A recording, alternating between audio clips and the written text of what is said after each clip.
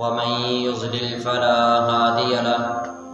وأشهد أن لا إله إلا الله وحده لا شريك له وأشهد أن محمدا عبده ورسوله يا أيها الذين آمنوا اتقوا الله حق تقاته ولا تموتن إلا وأنتم مسلمون يا أيها الناس اتقوا ربكم الذي خلقكم من نفس واحدة وخلق منها زوجها وبث منهما رجالا كثيرا ونساء واتقوا الله الذي تساءلون به والأرحام إن الله كان عليكم رقيبا يا أيها الذين آمنوا اتقوا الله وقولوا قولا سديدا يصلح لكم أعمالكم ويغفر لكم ذنوبكم ومن يطع الله ورسوله فقد فاز فوزا عظيما أما بعد فإن خير الحديث كتاب الله وخير الهدي هدي محمد صلى الله عليه وسلم وشر الأمور محدثاتها وكل محدثة بدعة وكل بدعة ضلالة وكل ضلالة في النار. أعوذ بالله السميع العليم من الشيطان الرجيم. بسم الله الرحمن الرحيم. إن الذين يحبون أن تشيع الفاحشة في الذين آمنوا لهم عذاب أليم في الدنيا والآخرة والله يعلم وأنتم لا تعلمون. وقال الله عز وجل ولكل جعلنا منكم شرعة ومنهاجا. وقال رسول الله صلى الله عليه وسلم من تشبه بقوم فهو منهم. اللهم صل على محمد وعلى آل محمد كما صليت على إبراهيم وعلى آل إبراهيم إنك حميد مجيد. اللهم بارك على محمد وعلى آل محمد كما باركت على إبراهيم وعلى آل إبراهيم إنك حميد مجيد. اللهم إنا نسألك بأننا نشهد أنك أنت الله لا إله إلا أنت الأحد الصمد الذي لم يلد ولم يولد ولم يكن له كفوا أحد. رب اشرح لي صدري ويسر لي أمري واحلل عقدة من لساني يفقه قولي. رب زدني علما رب زدني علما رب زدني علما وفهما وعملا متقبلا.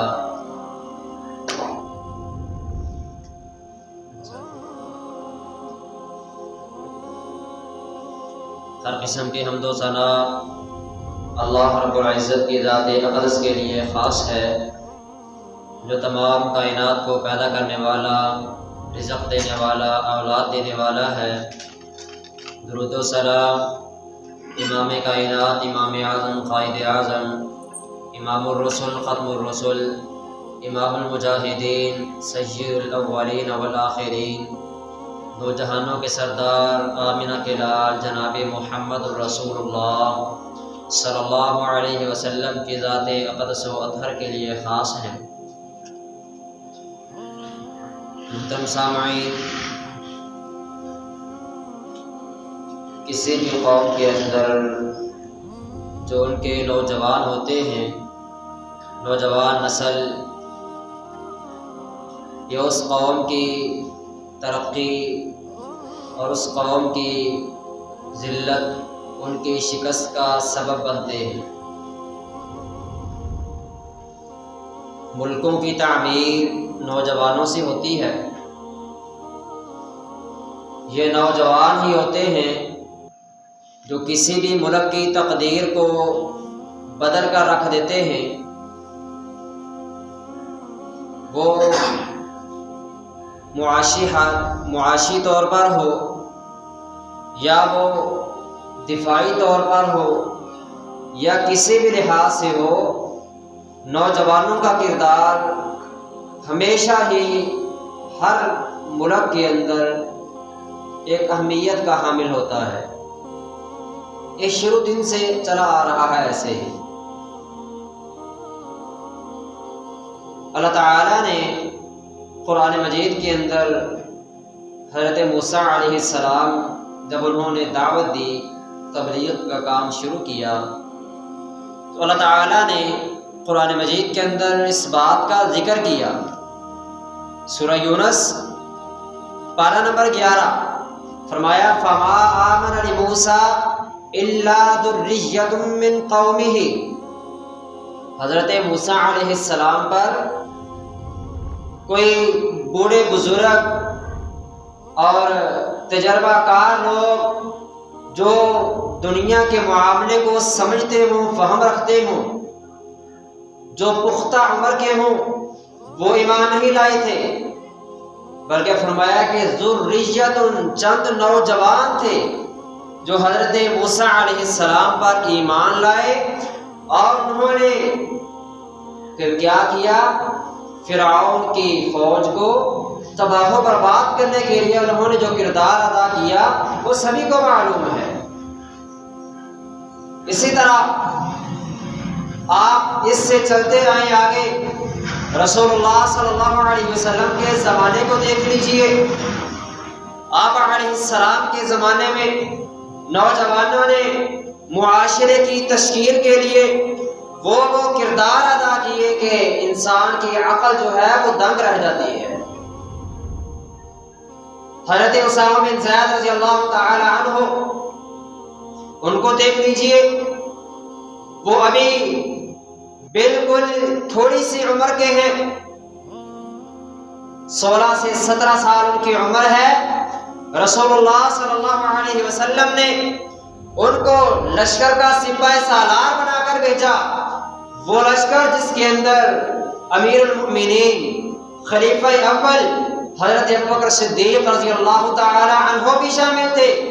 وہ لشکر جس کے اندر حضرت عمر بن خطاب رضی اللہ تعالی عنہ بھی شامل تھے۔ یعنی کسی بھی دور کے اندر نوجوانوں کا جو کردار ہے اسے پیچھے نہیں رکھا جا سکتا، اسے چھوڑا نہیں جا سکتا، اور اگر انہی نوجوانوں کو صحیح راستے کی بجائے غلط راستے کے اوپر چلا دیا جائے، غلط راستے کی طرف گائیڈ کر دیا جائے، تو یہی نوجوان کسی بھی ترقی یافتہ ملک کی تقدیر کو خراب کر دینے کے لیے کافی ہوتے ہیں۔ یہ نوجوانوں کا کردار جو ہے، میں نے پہلے بھی بات کی کہ یہ بہت زیادہ اہمیت کا حامل ہوتا ہے۔ یہ کسی بھی سطح سے آپ دیکھ لیں، کسی بھی سطح سے آپ سوچیں، آپ کو خود اندازہ ہو جائے گا۔ اسی طرح اگر آپ چلیں، مشہور تابعی جنہیں ہم محمد بن قاسم رحمہ اللہ تعالی، ان کے اس نام سے ہم جانتے ہیں محمد بن قاسم، انہوں نے نوجوانی کی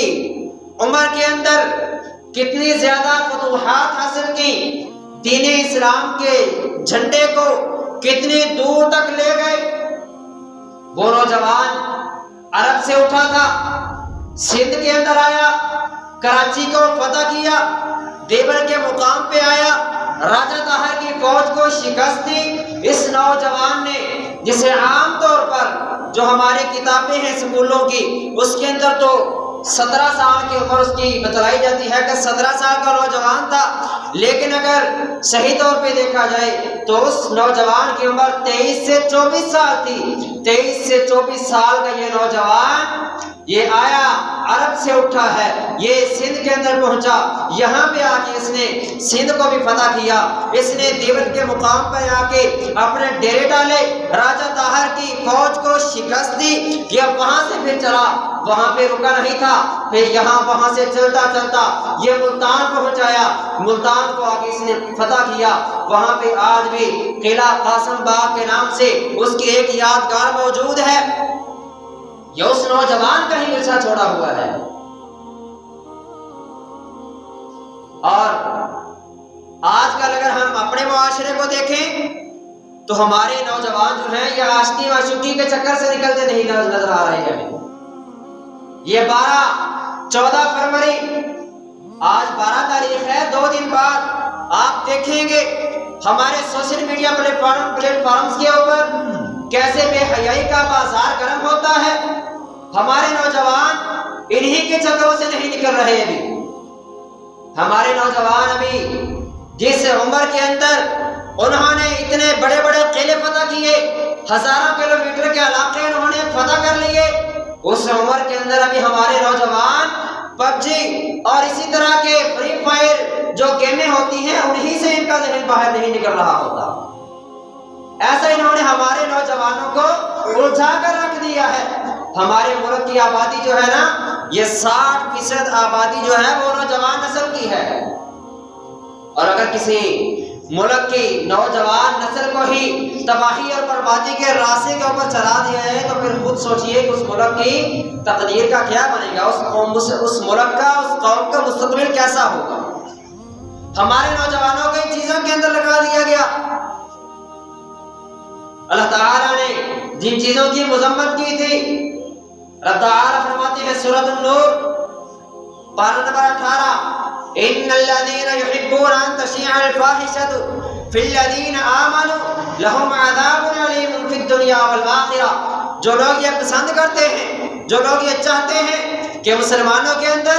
مومنوں کے اندر، مسلمانوں کے ایک مہذب تہذیب یافتہ معاشرے کے اندر برائی پھیل جائے، بے حیائی پھیل جائے، بے پردگی عام ہو جائے، اللہ تعالیٰ فرماتے ہیں لہم عذاب علیم فی الدنیا والآخرہ، ان لوگوں کے لیے دردناک عذاب ہے، دنیا کے اندر بھی ملے گا اور آخرت کے اندر بھی ان کا حصہ بچا کر رکھا جائے گا. آخرت کے اندر ان کو بالکل چھوڑا نہیں جائے گا بلکہ اللہ تعالیٰ ان کو دردناک عذاب سے دوچار کرے گا. کیوں؟ اللہ تعالیٰ نے دین اسلام کی جو بنیاد ہے یہ ایک حیا کے اوپر رکھی ہے. یہ حیا کے ساتھ اسلام کا جو معاشرہ ہے یہ خوبصورت نظر آتا ہے. یہ بندے کا جو ایمان ہوتا ہے نا، بندے کے دل کے اندر، یہ ہمارا جو حیا ہوتا ہے یہ ہمارے ایمان کا ایک حصہ ہوتا ہے، یہ بندے کی فطرت کے اندر شامل ہوتا ہے. رسول اللہ صلی اللہ علیہ وسلم نے ارشاد فرمایا الحیاء من الایمان، ایمان کے شعبوں میں سے ایک شعبہ ہے حیا. اور اسی طرح ایک بندے کو صحابہ کرام رضوان اللہ علیہ مجمعین سمجھا رہے تھے، وہ بڑی حیا کیا کرتا تھا، ہر معاملے کے اندر ہر بندے سے بات کرتے وقت وہ حیا کر جاتا تھا، بات نہیں کرتا تھا، شرما جاتا تھا. تو رسول اللہ صلی اللہ علیہ وسلم کو جب پتہ چلا، آپ علیہ السلام نے فرمایا دعو فإن الحیاء من الایمان، اسے چھوڑ دو، اسے اس بات پر تمہیں تنبیہ کرنے کی ضرورت نہیں ہے، تمہیں اسے سبق پڑھانے کی ضرورت نہیں ہے. فإن الحیاء من الایمان، کیونکہ جو حیا ہے یہ ایمان کا ایک حصہ ہے، یہ بندے کی فطرت کے اندر شامل ہے. اور تمام انبیاء علیہ السلام وہ بہت زیادہ حیا والے تھے. آپ قرآن مجید کو اٹھا کر دیکھیے، آپ کو پتہ چلے گا حضرت موسیٰ علیہ السلام وہ بہت زیادہ حیا والے، حضرت یوسف علیہ السلام بہت زیادہ حیا والے، اتنی زیادہ حیا کہ ایک عورت جسے آج ہمارے معاشرے کے اندر زلیخا کے نام سے جانا جاتا ہے، عزیز مصر کی بیوی، وہ برہنہ ہو کے اپنے جسم سے کپڑے اتار کے، سارے دروازے بند ہیں، تالے لگے ہوئے ہیں، کسی کے دیکھنے کا ڈر نہیں ہے، خود گناہ کی دعوت دی جا رہی ہے، کپڑے اترے ہوئے ہیں. وہ کہتی ہے میری طرف دیکھ، نظر اٹھا کے دیکھ تو صحیح. لیکن قربان جائے حضرت یوسف علیہ السلام کے حیا کے اوپر اگر ہماری ہزار جانیں ہوں تو ان کی حیا کے اوپر قربان کر دی جائے تو پھر بھی کم ہے. اتنے زیادہ حیا والے تھے، انہوں نے اس طرف آنکھ اٹھا کے دیکھا بھی نہیں، بلکہ دیکھنا تو دور کے بعد وہاں پہ کھڑے نہیں ہوئے، وہاں پہ الٹے پاؤں بھاگ کھڑے ہوئے. وہ آج ہمارا نوجوان ہوتا تو کہتا میں کیا کرتا، دروازے بند تھے، لاک کیے ہوئے تھے، میں بھاگ نہیں سکتا تھا، میں مجبور ہو گیا، اپنے دل کے ہاتھوں میں مجبور ہو گیا، میں بھی اس کے ہاتھوں کے اندر جا گرا، اس کی گود کے اندر جا گرا، میں اس گناہ کے اندر ملوث ہو گیا، بچا نہیں سکا اپنے آپ کو. لیکن یاد رکھیے ایسے ہی نوجوان جو حضرت یوسف علیہ السلام کی طرح اپنی عزت کی حفاظت کرتے ہیں، اپنے آپ کو پاک دامن رکھنے کی کوشش کرتے ہیں، رسول اللہ صلی اللہ علیہ وسلم نے ارشاد فرمایا اللہ تعالیٰ ایسے لوگوں کی خود مدد فرماتے ہیں۔ بندہ کوشش تو کرے نا وہاں سے نکلنے کی، اس گناہ کو چھوڑنے کی کوشش تو کر کے دیکھے نا، پھر جب کوشش کرے گا تو میرا رب ویسے ہی دروازے کھولے گا جیسے رب تعالیٰ نے حضرت یوسف علیہ السلام کے لیے محلوں کے دروازے کھول دیے تھے۔ ان الذين يحبون ان تشيع الفاحشة في الذين آمنوا لهم عذاب عليم، جو لوگ یہ چاہتے ہیں، جو لوگ یہ پسند کرتے ہیں کہ مومنوں کا وہ جو معاشرہ ہے یہ تباہی بربادی کی طرف چلا جائے، اس کے اندر دھنستا چلا جائے، اس کے اندر یہ بے حیائی، اس کے اندر بے پردگی، یہ بے ہودگی عام ہو جائے، ان کے لیے اللہ تعالیٰ نے دردناک عذاب تیار کیا ہے۔ اسی طرح رب تعالیٰ فرماتے ہیں وَلِكُلِّ أُمَّةٍ جَعَلْنَا مَنْسَكًا، ہر امت کے لیے ہم نے اس کے چلنے کے طور اطوار طریقے ہم نے وضع کر دیے ہیں۔ لوگ اپنے طور و اطوار سے پہچانے جاتے ہیں، اپنے چال چلن سے پہچانے جاتے ہیں، ان کے چال چلن کو دیکھا جاتا ہے، ان کے اٹھنے بیٹھنے کو دیکھا جاتا ہے، ان کی مجلس کو دیکھا جاتا ہے کہ اس نوجوان کی مجلس کیسی ہے، اس نوجوان کا اٹھنا بیٹھنا کیسا ہے، کن لوگوں کے ساتھ یہ بیٹھتا ہے۔ اور کل قیامت کے دن رسول اللہ صلی اللہ علیہ وسلم نے ارشاد فرمایا جس کے ساتھ بندے کی دوستی ہوگی، جن لوگوں کے ساتھ بندے کا اٹھنا بیٹھنا ہوگا، آپ علیہ السلام نے فرمایا کہ بندہ انہی لوگوں کے ساتھ کل قیامت کے دن کھڑا کیا جائے گا۔ اور آج ہم دیکھیں کہ کیا ہم مسلمانوں اور مومنوں کے ساتھ کھڑے ہوئے ہیں، اسلام نے جو طریقے بتلائے تھے ان طریقوں کے اوپر چلنے والے لوگوں کے ساتھ کھڑے ہوئے ہیں، یا کہ ہم اسلام کی مخالفت کرنے والے لوگوں کے ساتھ کھڑے ہوئے ہیں جو اسلام کے ہر اقدار کا مذاق اڑانے والے ہیں، اسلام کے ہر عمل کا، اسلام کے ہر قانون کا، اسلام کے بتلائی ہوئی ہر بات کا مذاق اڑانے والے ہیں۔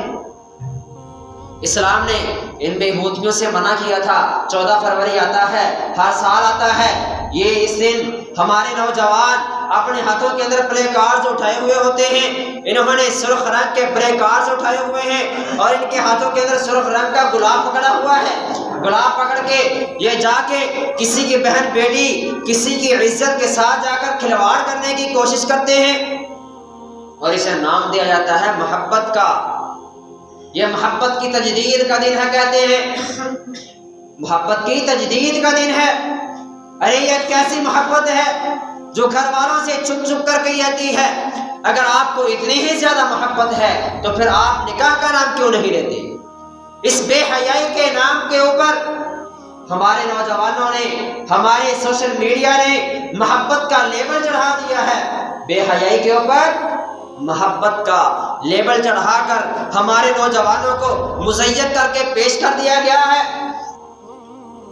اللہ تعالیٰ فرماتے ہیں زین لهم الشیطان اعمالهم، شیطان لوگوں کے لیے ان کے اعمال کو، جو یہ عمل، جو یہ کرتوت کرتے ہیں، ان کو مزین کر کے، خوبصورت کر کے، بہت زیادہ خوشنما بنا کر ان لوگوں کے سامنے پیش کرتا ہے اور کہتا ہے دیکھو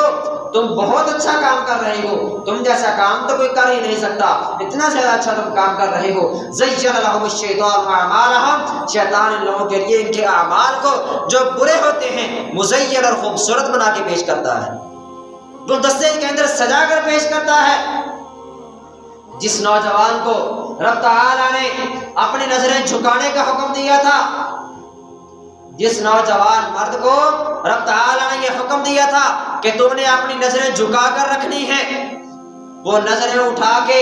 اس غیر محرم عورت کی طرف دیکھتا ہے، گھنٹوں اس عورت کے ساتھ یہ فون کے اوپر باتیں کرتا ہے، یہ پکنک کے نام پر اس عورت کے ساتھ جا کر بےہودگیاں کرتا ہے اور اس عورت کے ساتھ ڈیٹنگ کے نام پہ جا کر یہ بندہ زنا جیسے کام کرتا ہے، زنا کے اندر ملوث ہوتا ہے، اپنے ہاتھوں کو گناہوں کے اندر آلودہ کرتا ہے۔ یاد رکھیے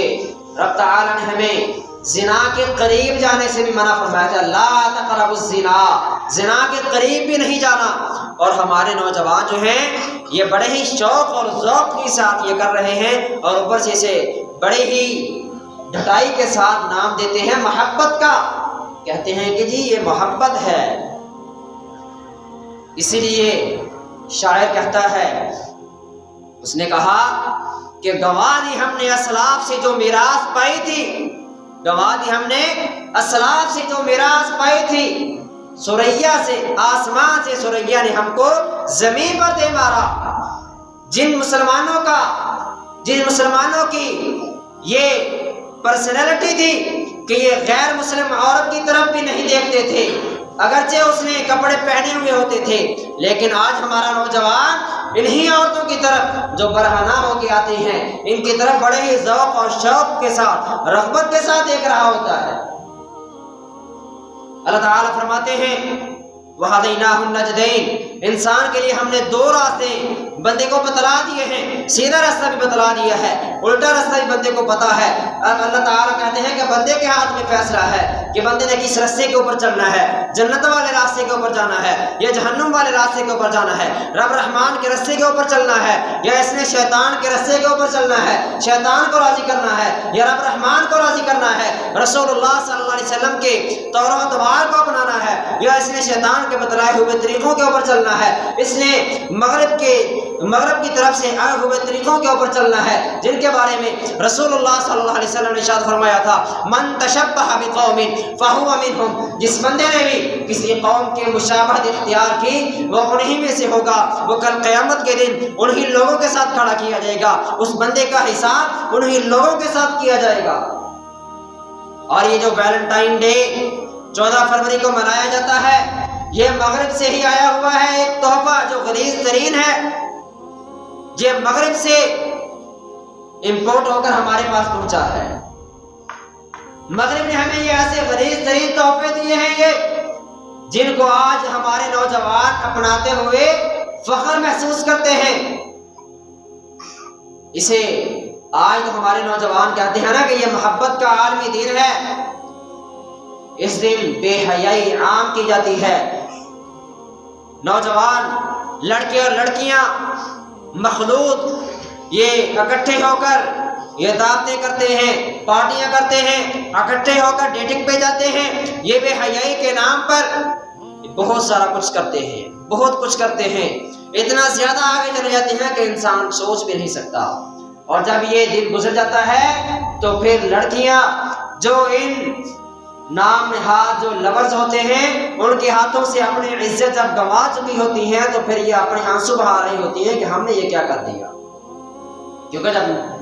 جب نکاح کا نام آئے گا تو یہ بھاگ جائے گا، نکاح نہیں کرے گا، کیونکہ اس نے چھپ کر کیا ہے، یہ چھپ کر کر رہا ہے۔ اگر اس نوجوان کو اس لڑکی کے ساتھ واقعی محبت ہوتی تو یہ اس لڑکی کے ساتھ باتیں نہیں کرتا، چھپ چھپا کر ملاقاتیں نہیں کرتا، بلکہ یہ خود اس لڑکی کے والدین کے ساتھ جا کے بات کرتا، ان سے کہتا کہ میں نکاح کرنا چاہتا ہوں، مجھے نکاح کر دیجئے، یہ بات کرتا ہوں کے ساتھ جا کے۔ رسول اللہ صلی اللہ علیہ وسلم نے فرمایا نا کہ جب دو محبت کرنے والے جو ہیں ان کے اندر سب سے بہتر یہ ہے کہ وہ جا کے اپنا نکاح کر لیں اور اپنے گھر والوں سے جا کے اجازت لیں، ولی سے اجازت لیں، اجازت لے کے نکاح کریں۔ اور اگر اتنی ہی گرمی چڑھی ہوئی ہے ان نوجوانوں کو تو پھر رسول اللہ صلی اللہ علیہ وسلم نے ان کو طریقہ بتلایا تھا، فرمایا یا معاشر الشباب، اے نوجوانوں کی جماعت نکاح کرو۔ اگر نکاح نہیں کر سکتا، نکاح کی طاقت نہیں ہے، تو پھر رسول اللہ صلی اللہ علیہ وسلم نے ارشاد فرمایا کہ روزہ رکھا کرو، روزے کے ساتھ انسان کی جو نفسانی خواہش ہے یہ ختم ہو جایا کرتی ہے، یہ ٹوٹ جاتی ہے، یہ کام کیا کرو تم۔ لیکن آج ہمارا نوجوان ان کاموں سے کتراتا ہے، بھاگتا ہے، اس سے روزہ نہیں رکھا جاتا، اور ایسے بے حیائی ہے، بے ہودگی کے کام جتنے مرضی کروا لو اس سے، سب یہ بڑی خوشی سے کرے گا، لیکن روزہ نہیں رکھا جاتا۔ اسے کہا جائے کہ کرکٹ کھیلنے کے لیے جانا ہے، چلا جائے گا، سارا دن کھیل لے گا، کڑکتی دھوپ کے اندر جا کر یہ سارا دن کھیل تو لے گا، لیکن جب اسے کہا جائے کہ روزہ رکھ لو، کہے گا نہیں بھائی کام بہت زیادہ ہوتے ہیں، روزہ نہیں رکھا جاتا۔ بھوک برداشت نہیں ہوتی، پیاس برداشت نہیں ہوتی۔ یہ نوجوان انہوں نے جن کے بارے میں ہمیں رسول اللہ صلی اللہ علیہ وسلم نے ہمیں محتاط رہنے کے لیے ہمیں کہا ہے کہ آپ نے اپنی نوجوانی کو محفوظ کر کے رکھنا ہے، سنبھال کر رکھنا ہے، اسے ضائع نہیں کرنا، ان غلط کاموں کے اندر ملوث نہیں ہونا۔ اور نوجوان جو ہیں ان غلط کاریوں کے اندر ملوث ہو چکے ہیں۔ یاد رکھیے، جو نوجوان اپنی جوانی کی حفاظت کرتا ہے، اپنی جوانی کی حفاظت کرتا ہے اور رب تعالیٰ کی عبادت کرتا ہے، رسول اللہ صلی اللہ علیہ وسلم نے ارشاد فرمایا کل قیامت کا دن ہوگا جس سے کوئی سایہ نہیں ہوگا۔ سبعۃ یظلھم اللہ فی ظلہ یوم لا ظل الا ظلہ، کل قیامت کا دن ہوگا، اللہ تعالیٰ 7 لوگوں کو اپنے عرش کا سایہ نصیب فرمائیں گے۔ 7 قسم کے لوگ ہوں گے، ان میں سے ایک نوجوان ہوگا، شاب نشأ فی عبادت اللہ، ایسا نوجوان جو رب تعالیٰ کی عبادت کرتے ہوئے نوجوان ہوا، اپنی ساری نوجوانی اس نے رب تعالیٰ کی عبادت کے اندر گزار دی، رب تعالیٰ کو راضی کرتا رہا، رب تعالیٰ کا ڈر اور خوف اپنے دل کے اندر پیدا کیے رکھا۔ رسول اللہ صلی اللہ علیہ وسلم نے ارشاد فرمایا اللہ تعالیٰ کل قیامت کا دن ہوگا، اس نوجوان کو اس سے راضی ہو کر اس نوجوان کو اللہ تعالیٰ اپنے عرش کا سایہ نصیب فرمائیں گے۔ اور اسی طرح جو نوجوان اپنے گناہوں سے توبہ کر لیتے ہیں، جو پہلے کر لیے ان سے توبہ کر لیتے ہیں، معافی مانگ لیتے ہیں، ان کے بارے میں بھی رسول اللہ صلی اللہ علیہ وسلم نے ارشاد فرمایا کہ جو ڈر کر رب تعالیٰ سے اپنے دل کے اندر خوف پیدا کر لیتا ہے رب تعالیٰ کا، اس کی آنکھوں سے آنسو نکل آتے ہیں۔ وَأَمَّا مَنْ خَافَ مَقَامَ رَبِّهِ وَنَهَى النَّفْسَ عَنِ الْهَوَىٰ فَإِنَّ الْجَنَّةَ هِيَ الْمَأْوَىٰ، یہ نوجوان اگر اپنی خواہش کو چھوڑ دیتا ہے، خواہش نفس کو ترک کر دیتا ہے، اسے مار دیتا ہے اور رب تعالیٰ کا ڈر، رب تعالیٰ کا خوف اپنے دل کے اندر پیدا کر لیتا ہے، ان بے حیائی اور بے ہودگی کے کاموں کو چھوڑ دیتا ہے، ان سے دور بھاگ جاتا ہے، رب تعالیٰ فرماتے ہیں فَإِنَّ الْجَنَّةَ هِيَ الْمَأْوَىٰ، یہی نوجوان ہے، یہی انسان ہے جس کو رب تعالیٰ نے جنت کے اندر داخل فرمانا ہے، یہی نوجوان ہے جس کا رب تعالیٰ نے جنت کے اندر ٹھکانہ بنایا ہے۔ ایک اور مقام پہ رب تعالیٰ فرماتے ہیں کہ جو بندہ رب تعالیٰ کے سامنے کھڑا ہونے سے ڈر گیا، یعنی اس نوجوان کے دل کے اندر رب تعالیٰ کا ڈر اور خوف پیدا ہو گیا، رب تعالیٰ فرماتے ہیں کہ اس بندے کو میں 2 جنتیں عطا کروں گا۔ 2 جنتیں رب تعالیٰ نے عطا کرنی ہے ایسے بندے کو جو بندہ رب تعالیٰ کے سامنے کھڑا ہونے سے ڈر گیا، اپنے دل کے اندر خوف پیدا کر لیا، ان بے حیائی اور بے ہودگی کے کاموں سے بچ گیا۔ اور یہ صرف مرد کے لیے نہیں ہے، یہ عورت کے لیے بھی ہے، یہ مرد اور عورت یہ دونوں ہی، ان دونوں سے مل کر ہمارا معاشرہ تشکیل پاتا ہے، ان دونوں سے ہی ہمارا معاشرہ پروان چڑھتا ہے، اور ان دونوں کو ہی رب تعالیٰ نے پردے کے اندر رہنے کا حکم دیا ہے، دونوں کو رب تعالیٰ نے اپنی نظریں جھکا کر رکھنے کا حکم دیا ہے۔ آج ہمارے لوگ سمجھتے ہیں کہ صرف عورت کو پردہ کرنے کا حکم ہے، عورت کو صرف اپنی نظریں جھکانے کا حکم ہے۔ رب تعالیٰ فرماتے ہیں ان الذین یغضون اصواتهم عند رسول اللہ۔ اسی طرح ایک اور مقام پہ رب تعالیٰ فرماتے ہیں کہ اے پیغمبر صلی اللہ علیہ وسلم آپ اپنی بیویوں کو، اپنی بیٹیوں کو، مومنوں کی عورتوں کو یہ حکم دیجئے کہ اپنی نظریں جو ہیں وہ جھکا کر رکھیں، اپنے سینوں کے اوپر، اپنے چہروں کے اوپر کپڑے کا پلو ڈال کر رکھیں۔ اور اسی طرح نوجوانوں کے بارے میں، مردوں کے بارے میں رب تعالیٰ نے فرمایا کہ اس امت کے نوجوان اپنی نظریں جھکا کر رکھیں، اپنی نظروں کو جھکا کر رکھنا ہے، اپنی شرمگاہوں کی حفاظت کرنی ہے۔ اور یاد رکھیے ہماری آنکھیں، ہمارے کان، ہمارے ہاتھ، ہمارے پاؤں، ہمارے جسم کا ایک ایک عضو جو ہے یہ گناہ کے اندر ملوث ہوتا ہے، یہ زنا کے اندر ملوث ہو جاتا ہے۔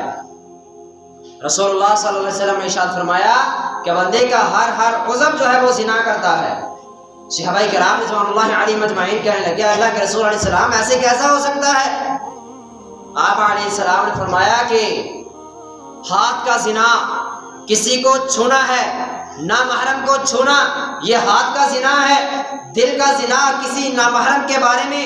غلط اور برا خیال پیدا کرنا، اس کے ساتھ برائی کرنے کا ارادہ پیدا کرنا اپنے دل کے اندر، یہ دل کا زنا ہے۔ آنکھوں کا زنا کسی غیر محرم کو دیکھنا ہے، قدموں کا زنا اس کی طرف چل کر جانا ہے، اور شرمگاہ کا زنا اس کے ساتھ جا کر جسمانی طور پہ تعلق قائم کر لینا ہے۔ اور رسول اللہ صلی اللہ علیہ وسلم نے فرمایا جو نوجوان، جو بندہ مجھے اپنی شرمگاہ کی